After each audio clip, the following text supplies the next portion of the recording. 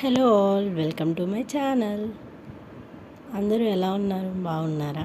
నేనైతే సూపర్గా ఉన్నాను. ఈరోజు అయితే మటన్ చింత చిగురు చూద్దాం ఎట్లా చేయాలో.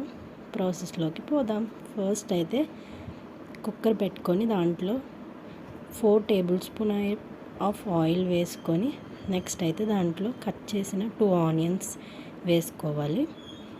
నెక్స్ట్ అయితే అది మంచిగా వేగడానికి కొంచెం సాల్ట్ వేసి మంచిగా గోల్డెన్ బ్రౌనిష్ కలర్లోకి వచ్చేంత వరకు ఫ్రై చేసుకోవాలి.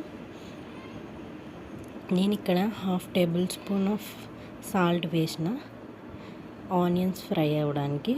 అది ఫ్రై అయిన తర్వాత కొంచెం మిర్చి వేద్దాం. నేనైతే 5 మిర్చి తీసుకున్నా, ఎందుకంటే మనం మటన్ కదా, కొంచెం చింత చిగురు వేస్తున్నాం కాబట్టి కొంచెం పులుపు ఉంటుంది కదా, కారంగా ఉంటే బాగుంటుంది. ఓకేనా. చింత చిగురు అయితే నేను వాటర్లో వాష్ చేసుకోవడానికి పెట్టుకున్నాను.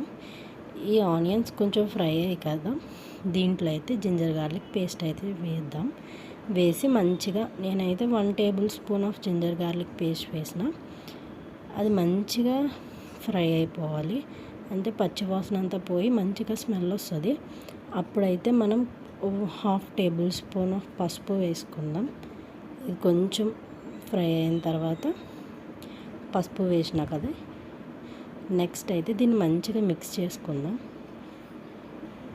ఇక్కడ మంచిగా మిక్స్ చేస్తున్నా కదా, నెక్స్ట్ అయితే మనం వాష్ చేసి పెట్టుకున్న మటన్ అయితే వేసేద్దాం. మటన్ వేసేసి దీన్ని అయితే మంచిగా మిక్స్ చేసుకోవాలి. మిక్స్ చేసుకొని దీంట్లోంచి వాటర్ అంతా వచ్చేస్తుంది పైకి. కొంచెం ఒక 5 మినిట్స్ అట్లా మీడియంలో వదిలేస్తే దాంట్లోంచి వాటర్ వచ్చేస్తుంది కదా. ఇట్లా నేను కుక్కర్ మూత పెడితే అది కొంచెం వాటర్ వచ్చేసింది కదా ఒక 5 మినిట్స్ తర్వాత. నెక్స్ట్ అయితే దాన్ని మిక్స్ చేసుకున్న తర్వాత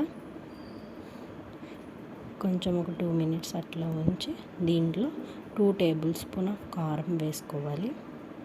ఓకేనా. నేను మిర్చి వేసాను కాబట్టి 5 మిర్చి వేసాను కాబట్టి 2 టేబుల్ స్పూన్ ఆఫ్ కారం వేసుకుంటున్నా.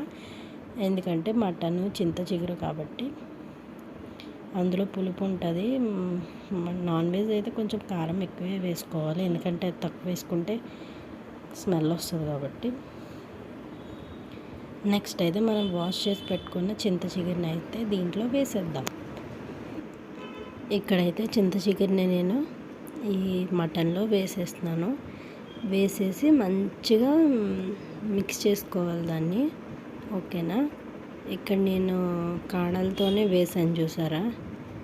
నేనైతే ఇట్లానే చేస్తాను, ఒకసారి ట్రై చేయండి, బాగుంటుంది. అట్లా కూడా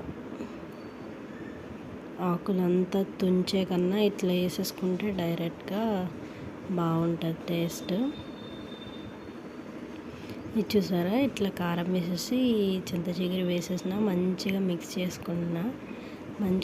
చేసుకొని ఒక 5 మినిట్స్ అట్లానే వదిలేయాలి మూత పెట్టేసి. నెక్స్ట్ అయితే దీంట్లో మనం వాటర్ వేసుకుందాము. వాటర్ వేసుకొని బాగా మిక్స్ చేసుకొని ఒక 5 విజిల్స్ అయితే పెడదాం. ఎందుకంటే చింత చిగురు ఉంది, మటన్ ఉంది, 2 ఉడకాలి కదా, అందుకని మనం ఒక 5 విజిల్స్ పెట్టుకుందాం. విజిల్స్ పెట్టుకున్న తర్వాత స్టవ్ ఆఫ్ చేసుకొని కుక్కర్ మూత తీసి చూస్తే ఇట్లా ఉందన్నమాట. ఇక్కడ ఆయిల్ పైకి తేలింది కదా. నెక్స్ట్ అయితే గరం మసాలా వేసిన నేను. ఈ టైంలోనే సాల్ట్ అది చెక్ చేసుకోండి మీరు. చెక్ చేసుకున్న తర్వాత చింత చిగురు మటన్ కర్రీ రెడీ. మనమైతే బౌల్లోకి సర్వ్ చేసుకుందాం. చూసారా, యమ్మీ యమ్మీ చింత చిగురు రెడీ. చింత చిగురు మటన్ మీరు ట్రై చేయండి, మీకు డెఫినెట్లీ నచ్చుతుంది. ఇది నచ్చినట్టయితే like, share and subscribe to my channel.